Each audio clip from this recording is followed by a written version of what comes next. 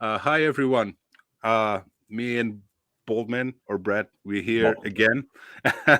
We liked so much our last conversation that we decided to do once in a while something like this. It doesn't have to be exactly what we're doing today, but let's see how it goes, one step at a time. So today we're here to talk about 10 records, and they're not going to be our favorite all time. It's going to be some of our favorite. It's the choices that we decided until now, because I believe tomorrow they would be different, at least for me.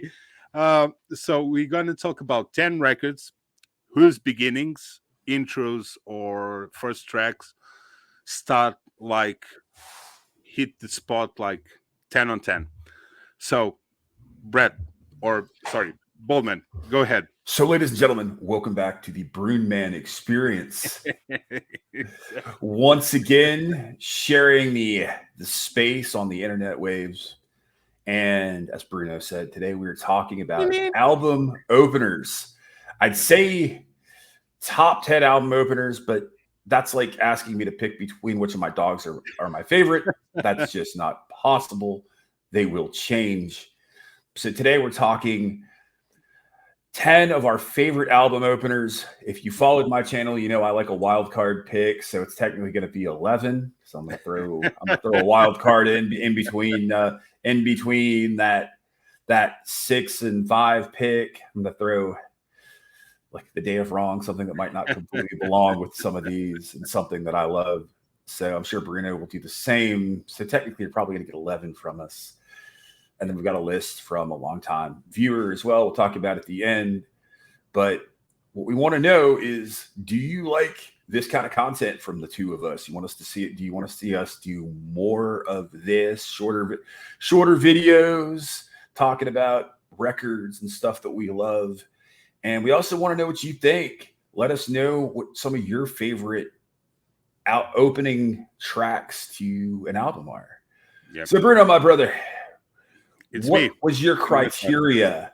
How did you figure out this incredibly difficult It was. task of finding some of your favorites? I know, talking offline, you said that you spent so much time back and forth, changing. I've spent back and forth, changing, until including an hour and a half ago. So, All the what time. you, how'd you Because decide it, man? yeah, I actually I actually don't know how I managed to do it. I think the final 10 or 11, if you go for a wild card, um, it was related what actually I listened to most of all of them. The records I listen most until today. It doesn't mean some I have in my collection, some I still don't have in my collection, or I once had and just shared Right. with a friend that never gave me back. Very common in the 80s and 90s, but that's it. Basically, that's it. I have to resume it. Okay, let's go for the records I listened to most until now. So What's your that was first pick, brother? actually it. So I'm going to share this chronologically according to the when the album got out, All right. I like it. not when they got into my life. So the first one I'm going to tell you about actually, it's from '89 if I'm not wrong, and it's a hardcore record, straight edge Okay. hardcore record. It's like an iconic record for the genre, and it's Start Today from Gorilla Biscuits, Okay. Good record. and yeah, Not what I and expected from you. Great record. yeah, and the song is the first track is New Direction, and New Direction starts with this small intro with trumpets and metal and brass things, like a very epic thing before you go to a battle, and then it just starts off with one string or chord, and then it goes. You have like three from the drum, and it goes, and this a And whole they just go journey. nuts. It's a whole goddamn journey. Since the feeling of the music, the whole album itself, but also the lyrics that were very much important to me back then, because I wasn't aware of too many straight edge bands back then. This was like 90s, mid 90s for sure. I don't know, 94, between 94, 96 or 97 or something. And that's when the album got to my life the first time. And it was like, whoa. That track also, every time I listen to that track, it's one of those things that make me go back in time to the exact moment that I listened to it the first time. And actually, before I listened to it into record, I listened as a cover from a band whose drummer, the drummer from my band, was the brother from the lead singer. And awesome. that band I'm talking about, which is Shizat or X Knife, translated in English. They were very much into the straight edge scene in Portugal, and they were like the first ever band, straight edge band. And I'm going to tell you, brother, their concerts were amazing. It was like, I don't know how many hundreds of people just like crowd surfing the whole time. So you're talking like mid 90s, really right? Active. It was really good. Like mid 90s? All mid 90s. It was all mid 90s. I didn't even know Portugal had a straight edge scene in the mid 90s. I think they were covering Gorilla Biscuits. Is freaking awesome. We got a little bit late in the scene, but that was it. Yeah, and it was. They still mentioned as one of the best hardcore bands ever in Portugal. Out of the thousands of shows I've seen in my lifetime, straight edge shows are always some of the absolutely most nuts. And we're talking about it offline last week. It's like they don't drink, they don't do drugs.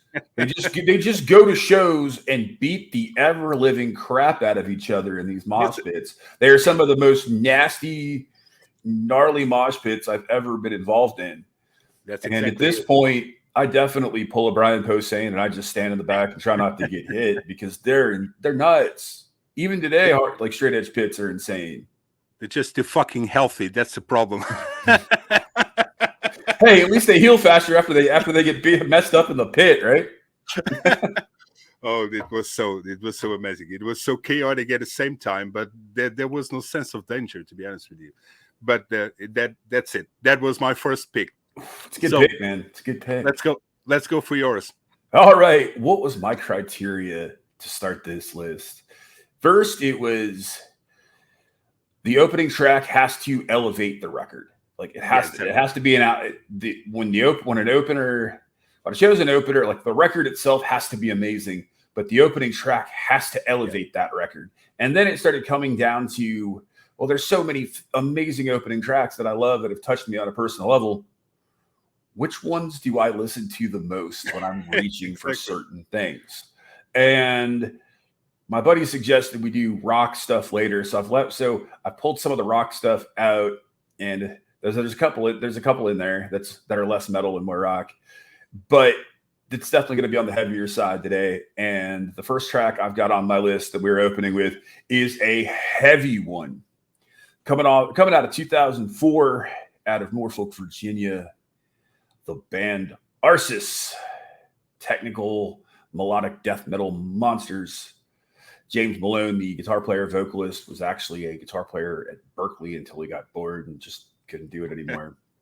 The opening track is a track called Face of My Innocence. It's off of Arsis's first record, Celebration of Guilt.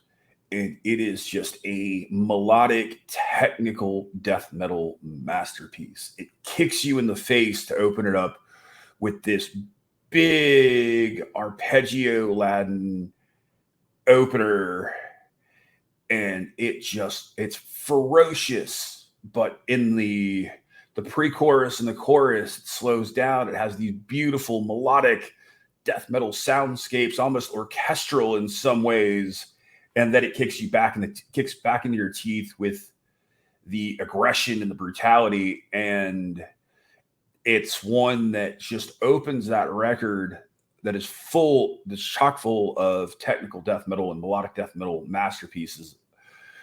It opens it up in such an incredible way. It's a dynamic track. There's a lot of movement to it. So many of these riffs could have gone on to make other songs. I mean, it's an absolute riff buffet. Yeah.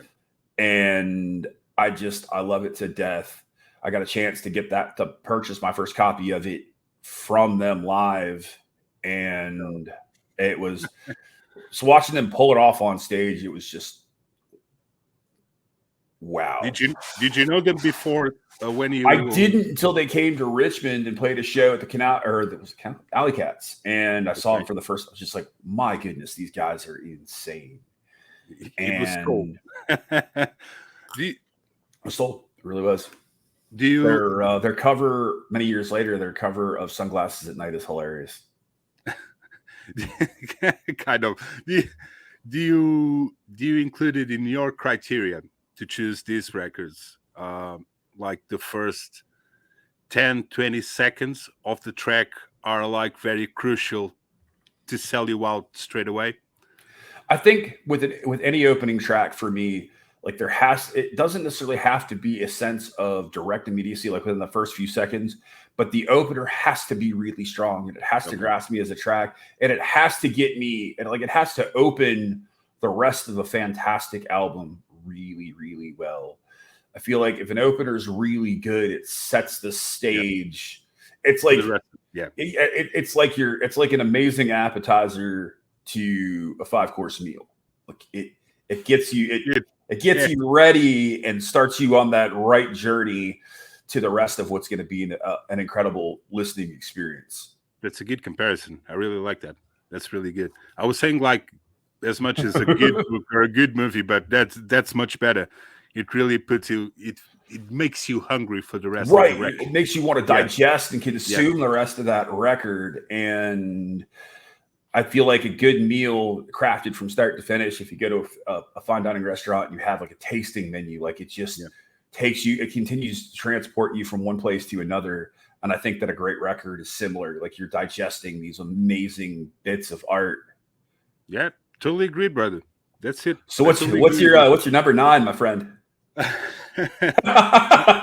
I'm not doing like that. I'm going chronologically since from Well, the oldest one what's to your the next newest one. choice?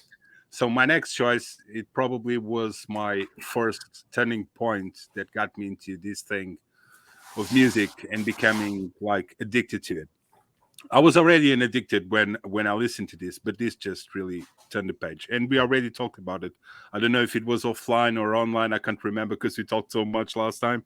But it's Master of Puppets and Battery. When I listen to Battery, and I know that if you're going to talk with certain musicians, they're gonna tell the same thing. Well, Lars, the Battery of Lars, it's completely out of the right rhythm in some points in the music. But actually, I would prefer that he would still do that live and make the same mistakes he did recording, because actually it sounds amazing. But that's my opinion. The thing was, this track, I never listened to Metallica or heavy metal before I listened to this album. So it was my introduction to heavy music, the heaviest I ever heard. Since until then, I think it was like Status Quo or something like it, or the most well-known Bon Jovi songs or something like that. So this was like a slap in the face, because I was quite a kid. I was between 9, 12 years old. I'm not sure how old I was, but that was it. It was my cousin uh, that was like a metalhead, and he used to listen to lots of stuff: Halloween, Iron Maiden, Metallica, Slayer. This was like four of the Anthrax. So everything that I got heavier first time in my life, usually it came from him. And this was like a tape with Master of Puppets on one side and The Keeper of the Seven Dreams Part Two on the other side. And they Wow. were two great records. The Yeah, two thing was, fantastic records. yeah, I was a kid very much into hard. I was starting to get into the hardcore punk thing. Right. My way of dressing and attitude was going towards that. So thrash metal was like my thing. Right. If I had to choose between one or two, that was it. I chose from thrash metal. And the curious thing, it just starts the track just starts with this amazing classic guitar piece, like really classical music, and does the transition to what goes like a really fast thrash metal music for the time. This was on 86, so I heard it probably on 90 or 89 already, or something like that, or 88, something like that. But it really changed my life. So that was it. That was my first turning point that made me really, really fanatic about music, no matter what kind of music it is. That's it. That's my story. My And second one. Battery is an absolutely I just stellar love it, man. opening. It's that Master of Puppets is one of those Metallica records that opens incredibly strong and also closes Yeah, with incredibly Damage strong Incorporated. with Damage God damn. Incorporated. And honestly, it would have made my list if not for another one of their records. So I will say there is Metallica on my list. We won't get to it yet, but it is there. Okay, that's But cool. it's certainly my second favorite opening track from them on a record that was just monumental in so many ways. Yeah. So fantastic choice. I figured you were going to put Metallica on there. I knew we'd have a little bit of overlap of Yeah, bands that we truly like, being similar in age. I think you're older than yeah, I yeah, am, yeah. and coming up in similar ways. I thought that was going to be there. So with me, for my second pick, we're going to stay on the heavier side, my friend. Go ahead. From 2002, I was stationed at Fort Bragg, North Carolina, and right outside of Fort Bragg, about 2 miles from the gate, was this place called the Music Hut. And I had this awesome old school hippie named Bob. Bob owned the Music Hut, and Bob was the purveyor of all things industrial, hardcore, punk, all types of metal, extreme and otherwise, records, CDs, hard to get box sets. That was Bob. And if Bob knew you and you were a regular, Bob would take care of you.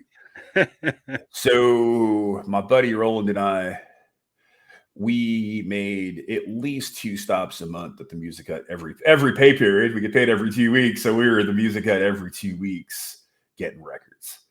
And I stumbled on a band called Vehemience with the record "God Was Created." I did a video back a couple of years ago on the channel, my favorite records about this record. Yeah, I remember that. And the opening track off that record is called Made for Her Jesus. This record is this dark, twisted concept record about a teacher who becomes obsessed with the student and winds up basically murdering this young girl that he's obsessed with in high school. It is dark, but the track opens with this beautiful like acoustic / orchestral passage in this spoken word. It's so gentle, it almost like foreshadows and underscores what's about to happen, and then it just kicks into this nasty, like brutal death metal mixed in with technical elements and melodic elements, and it's such a fantastic track on its own. But it opens up into but the very next track, it opens up into the masterpiece. That's She Never Noticed Me. But there's just these glorious, beautiful melodic death metal riffs throughout parts of this track, and the way it just shifts in and out of the brutal and the technical. It's just a masterful soundscape. I didn't know when I heard this record, I didn't know something so heavy and so dark could be so beautiful. When did you hear this elegant at the same time? 2002. I bought it I bought it probably you got a copy like a week or two after release, so I bought it at that time. And Roland and I just listened to the crap out of it in his car, man. Oh, what a record! Was this something that you already listening to? This kind of death technical? No, I mean, I'd listened to that style of music, but this is their first. I'd never heard of them before. I think this is their debut record, and what a debut it was! Utterly blew me out of my proverbial socks and combat boots, man. Cool. So it's my turn, I think. Number Let's 3. go forward. What you got? Okay, we're getting to 93, and this is from an EP. It's not an album, but this EP, it's quite iconic, and we're going back to the straight edge, but we're going into the vegan straight edge. And this was kind of another song that changed my perception, my perception of music, which is Firestorm from Earth Crisis, Yep. which is included Great in the record. Firestorm EP. And this song is just like for the first minute or minute and a half, the song has one chord or one riff. That's it. It doesn't change to another note. It just stays there, and it's just like it starts building it up from it.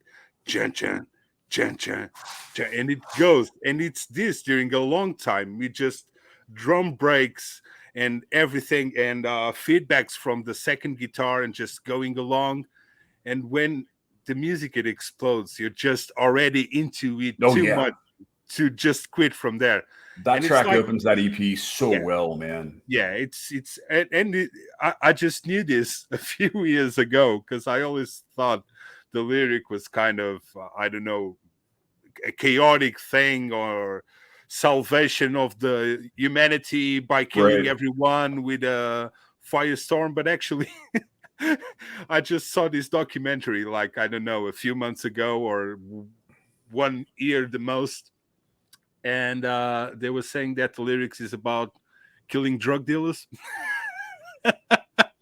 Wow. That's awesome. which is for a straight edge bands. I think they had some problems attached to that thing later Sure. on. Yeah, with some kind of guys who were really extremists and really killed a dealer, and they were like vegan straight edge, and they were into that Earth Crisis thing. But I think the band itself was always a little bit away from that, and that was more like I don't know. It's like a death metal or a black metal lyric. You just don't believe that is really happening.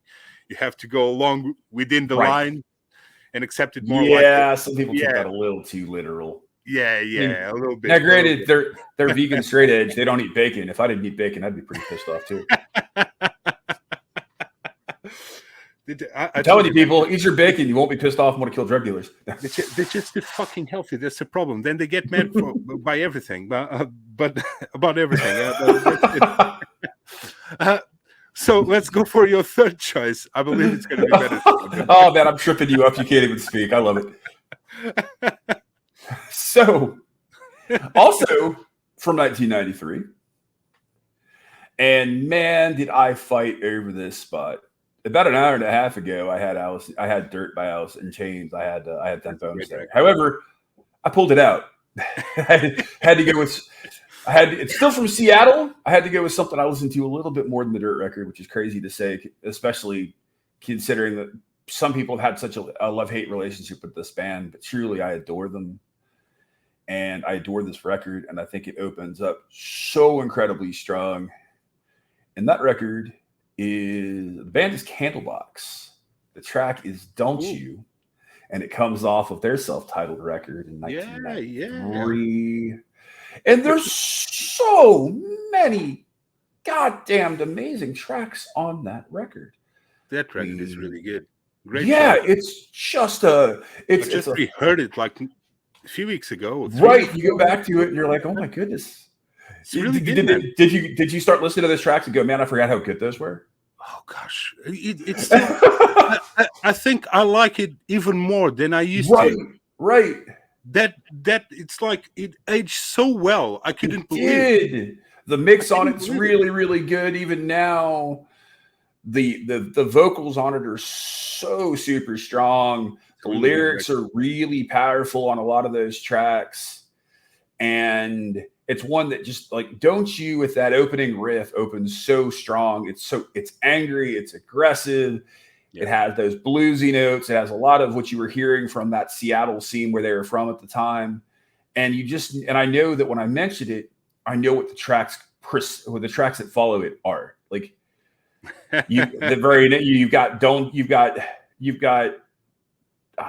Change right afterwards, which is amazing. You've got You, which is talking about his family and like his encounters with drugs and all of that stuff. Really positive spin on a lot of that. Of course, the track that blew up all over radio with Far Behind, that was actually written about the loss of Andy Wood from Mother Love Bone and his death by drug overdose. And then you get through some just fantastic tracks like Rain and Mother's Dream.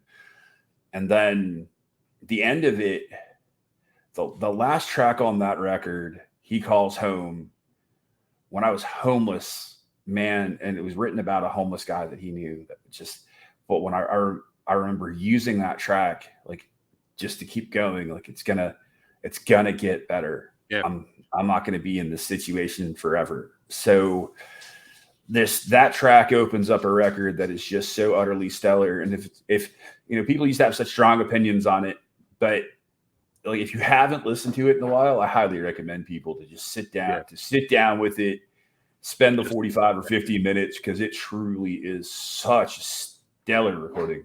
I wasn't expecting that. Yeah, threw a curveball there. Dirt, Alice in Chains, and I pulled Dirt. I pulled one of the Them best Bones records off. ever. And you pulled it off to put that. That's brilliant, man. That's because I brilliant. listened to it more.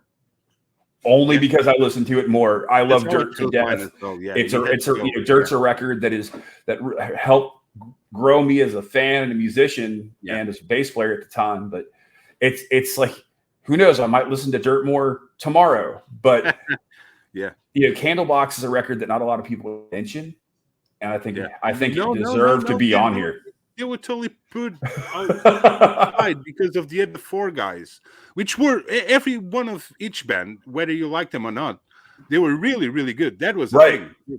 They had such a quality on what they were presenting, absolutely, that it was hard to compete with them. But there was so many bands that were put aside that were coming from Seattle back then that you really have to research a lot. And they are one of them. They should be put together with Dirt and Ten and whatever, man. I agree. All those iconic records. I'm surprised. I think it's a surprising pick. That was really cool. I love that one. Let me check what I have next on my list. Okay. This is totally out of heavy music. Okay. And when we're going back to 94. And this became like my favorite bass player all time. I don't know if I mentioned this in our last conversation, but it became my favorite bass player of all time. And these guys that are from UK, they were getting quite successful back then. But the sound was like funk disco with a little bit mixed with Brazilian music like bossa nova or jazzy stuff, right?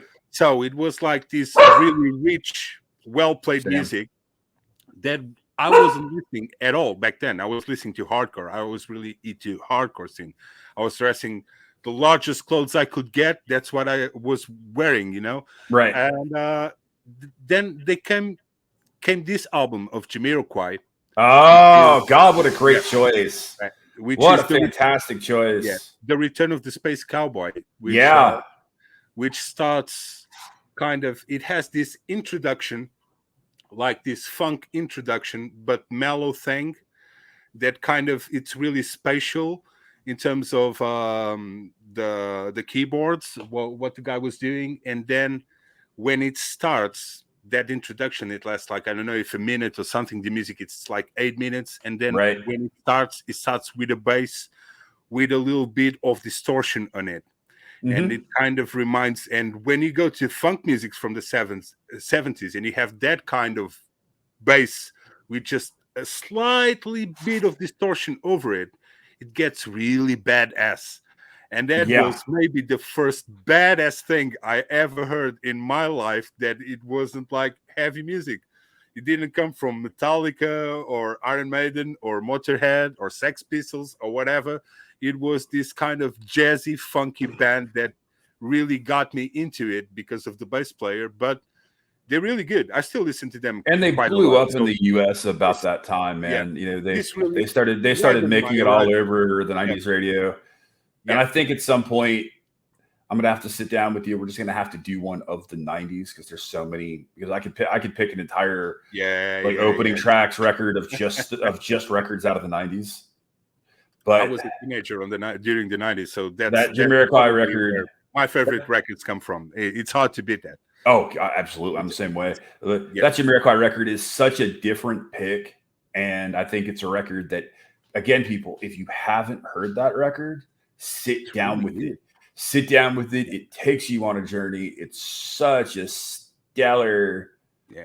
record, and it deserves a place in your head because it just the tracks, just track by track on that record, are so strong. And especially at the time when it came out in '94, you Yep. just hearing that kind of stuff. So it was one of those where did these guys come from situations. They're quite unique. There Oh God, wasn't no yeah, one playing what they were playing. That was the thing. yeah. At the time, who would you say sounds like them? Nobody. Yep. No, you had to go back to the 70s or something to listen to that kind of Right. sound. And even so, you don't have Jamiroquai. You don't have what they were doing. They were totally on another level. The first three Absolutely. records for me are amazing. Are amazing. But Oh, this without one, question. the opening track, it's fucking amazing. It's one of the best I ever heard. This one was on the list, then wasn't on the list, then came back so many times. But I had to be honest with myself, and this was one of them. Yeah. This was really one of them. So there you go. There you go. All right. What's your third? Is it third or fourth? Fourth. Fourth choice. Okay. No, third. Third, fourth. Yeah, fourth. So now we go to that band you already mentioned. Let's go then. To Metallica. Which record do you think it's coming off of? I think it's going to be Ride the Lightning, probably. No, so it has to be Injustice for All. It's Justice. Blackened. Yeah, my God. I love Injustice for All. Jason Newsted wrote the main riff to that track. Yeah. And I just, as much as I love Battery, I think that Blackened is just the strongest opener that they have written. My really God, yeah. What a track. Yeah. It's a long track, but it all makes sense. Like all the choices and the directions that it goes, you don't feel the length of it.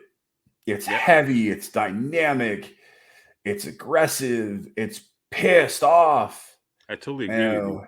And record, man. It opens what to me, song by song, is one of their strongest records that they've ever released. And I think it's the record that opens the best, and I also think it's the record that closes the strongest. Yeah. Because Dyer's Eve is an absolute mother. Yeah, it is. You can swear. Don't worry about it. It's such a like. So you get this amazing opener. You get a record that to me I don't feel like there's a filler track on it. Like, not a throwaway for me. Like I think it might be their best record ever. To be honest, I would agree with you. I would honestly agree with you. And Master of Puppets. Master of Puppets, it just has that have that nostalgic feeling. I think Master of Puppets is a great record. I really do. It is. But it is. And Justice for All is much. And I've gone through phases over the years, but when I sit down and I think about it today, I just like if I'm going to listen to a thrash record from Metallica, then it's going to be Justice. If I'm going to listen to a record that's just fun to listen to from Metallica, that's easy to listen to, then I'll probably go to the Black Album, just for how strong those songs are without bludgeoning me.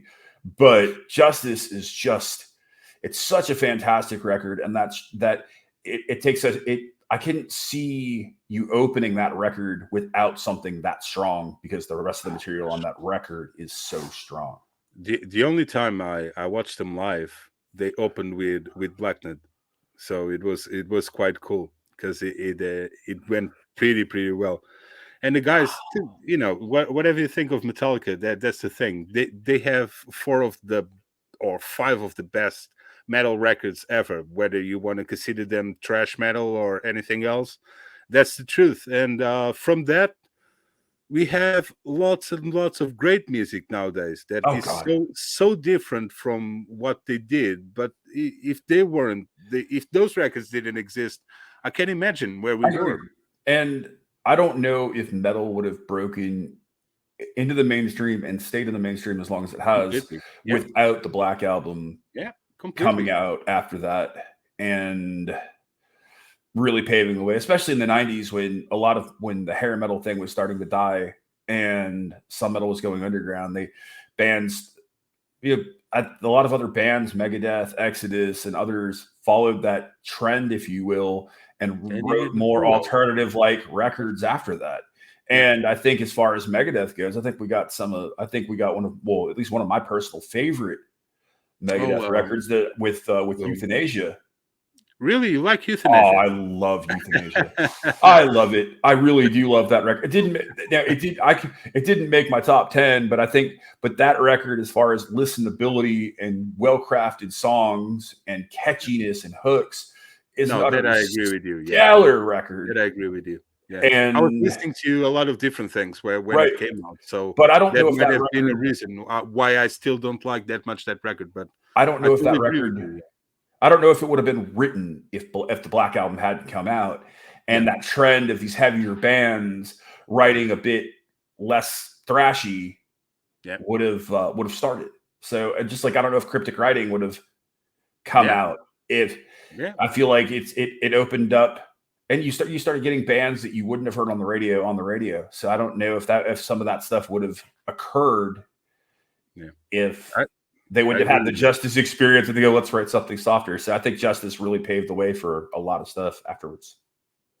Because that's the thing. The best albums we will always be the less commercial ones, and usually it's the first ones. But the thing is, as far as I remember, most of the people who are my age, they start listening to Metallica backwards. I can So see that. it was like Metallica or Black Album just really hit the spot. It was on the radio all the time. And then it was acceptable and accessible to listen Yeah, to it was a Metallica. gateway drug. And then everybody started going backwards. Right. And during like, I don't know, 3-4 years until they got into the load stuff, which is not bad, to be honest Although with you. I think Load's a fantastic record. It's just different. It's not what you expect. Yeah, yeah. It's a good hard rock album Yeah, in it's a my great opinion. alternative rock record, right? Yeah, It's yeah. especially it works really well for what was happening in '96. Even the first single is quite different from everything that was done into the metal scene. To be honest with you, until it sleeps, and it's still a good song. Oh, Until It Sleeps Still a is good song. great. Two Yeah, by Four. I think The yeah. Two Outlaw by Four is Torn is an amazing. incredible Yeah, closer. yeah, yeah, yeah. It's Completely, so strong. But completely. like the Black Album and Load, they were gateway drugs. Like you said, people started Yeah, listening to it in reverse. They heard that, they're like, "Hey, that's cool." yeah. And then they started moving backwards, and it's like that stuff allowed people that might not have listened to heavy music to find heavy music. That's So exactly that's it. why I Yeah. think it's really important. Yep. I totally agree with you. Let's go for What you my got, fifth. brother? Number Let's see. I don't 5. remember. Okay, we talked about this already. The next two we talked about them, and Uh-oh. you know them pretty well. So the next one is So it's we still Biohazard on or Sepultura? 94, still on 94, and we're going for the downset from Oh, 90. Downset. Yep. We talked about this last week. Ah, what a damn good record. That's still one of my favorite record beginnings all time, and it starts with a spoken word that becomes like a part of the chorus, which is anger. How is it? Anger, hostility towards the opposition, and Right. he starts repeating that. And that was something that I know lots of people start calling them like a different version of Rage Against the Machine, because Zach De La Rocha was the one who started like Right. repeating sentences and getting aggressiver in the music, going towards it start building up with the same sentence. And they start the album with this one, but this is a completely different thing from the Rage Against the Machine sound, in my opinion. It's rap metal. It could have been Biohazard. It could have been other bands, but this one is the one. This one is the one when I feel like to put a record that sells me itself in the first 10 seconds. This is one of them for sure. It's on my 5 top 10 in that sense forever. And I like that kind of thing. I like when just a bass line or a guitar line or whatever, and voice and spoken word is even harder. But this one, it's like you start listening to this and you go, the whole record is amazing, and there's not a single filler, in my opinion.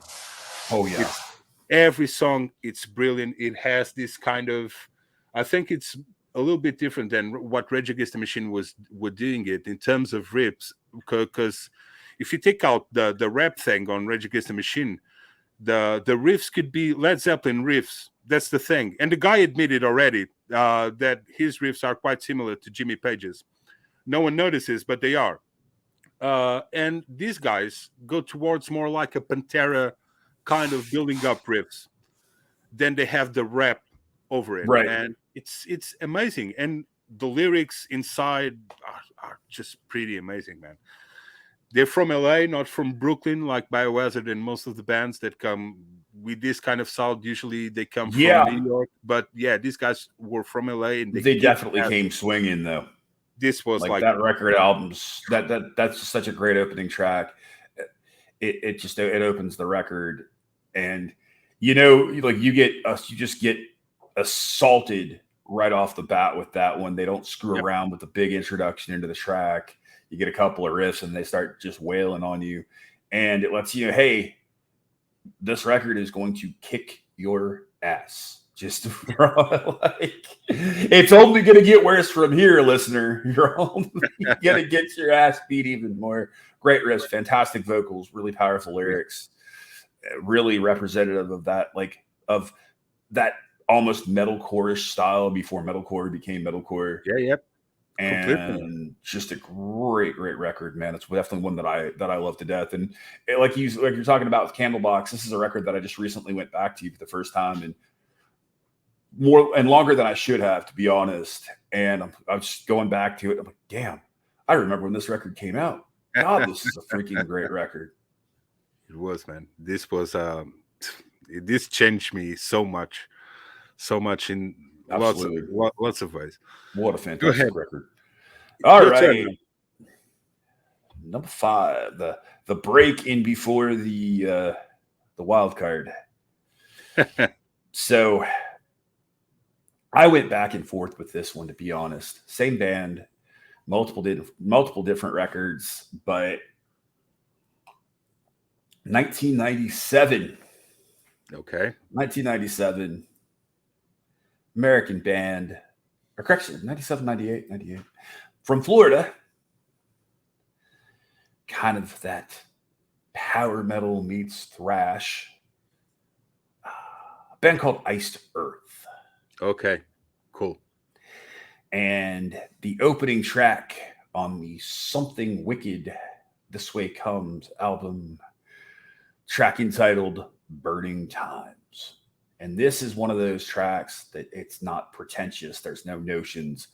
That main riff opens up, dun, dun, dun, and you get a couple of bars of that. You get that harmony, and within 30 seconds, you're into that opening line with Matt Barlow bellowing, "Yesterday is gone forever, no turning back the clock."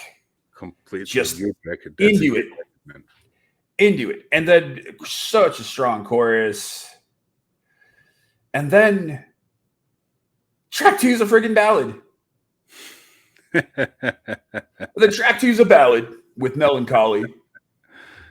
And then track 3 is a heavy, kind of thrashy track with some cool string work in it called Disciples of the Lie. Track 4 is another freaking ballad called Watching Over Me, which is an ode to John's friend who was killed in a motorcycle accident. But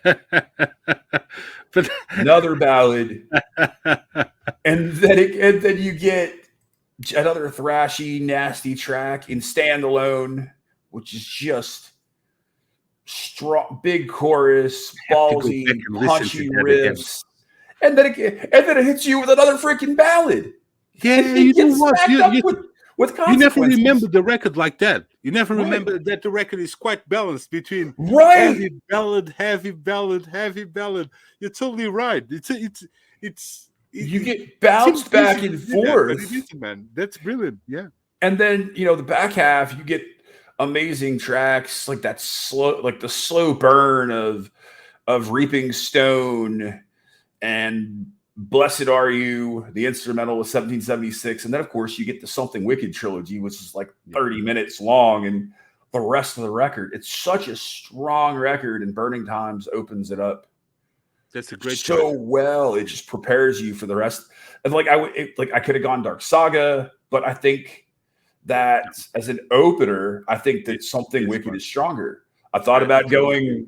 Yeah. I thought about going with Wolf from Horror Show in 2000, but Something Wicked. There's something about Something Wicked. Yeah, there is. There is. I totally agree with you. I wasn't expecting your choice. I haven't been expecting your choices. They've been surprises to me. Yeah, you said you thought Yeah, you said you thought you knew my list. Like you already knew some of mine, man. So that's not fair. But anyway, So I'm that predictable. what's your wild card pick, man? What you got that's different? Do you want me to throw my wild card now? Yeah, I'm gonna throw you mine next. Okay, I didn't have a wild card, but I spoke about it when we started this. So my wild card is going to be an album from '77, if I'm not wrong. Okay. I think it's '77, which is "Songs from the Wood" from Jethro Tull. Ah, And this is all because of the beginning with the a cappella thing, where it's just the band and their voices, and the music builds up from that until it starts going more towards the prog rock, folk prog rock that they do. But it's really this thing that I grew up listening to these kind of a cappella things by other bands like Beatles, Beach Boys, Queen, and all that stuff, and they're all great. But this was the first time I listened to with this kind of folk rock feeling vibe.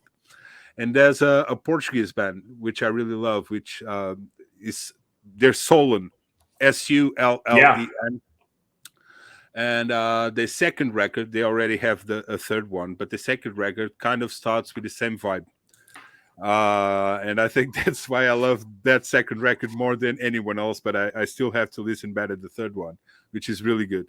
And they're like a prog metal rock band. They're really good. And this is the kind of thing that since I listened to Jethro Tull doing it, it's completely different. It just sold me out the whole record. It's not one of their best records ever, but the thing is, without that track, probably I would have checked it out later. I'm going to be honest with you. By that time, Jethro Tull for me, I like the first records better than anything else. I could have gone with Stand Up, which starts with an amazing riff, and it's more bluish. But this one, I can tell you how many times I put this record before I listen the record from top to bottom. I listen to that first seconds of the a cappella introduction like a billion zillion times before I went through the whole album. It's so amazing that you just go like, I know what they're doing, I know how they're doing, but how the fuck did they made up this? So did they come with this idea? Right. It's just It's one of really those tracks that you hear it, you're just going, yeah, what? yeah, it's really good, man. And it's so funny how with our wild card pick, we're both going a bit out of away. We're definitely going away from the metal, and we're both going with albums that start out immediately with the vocal.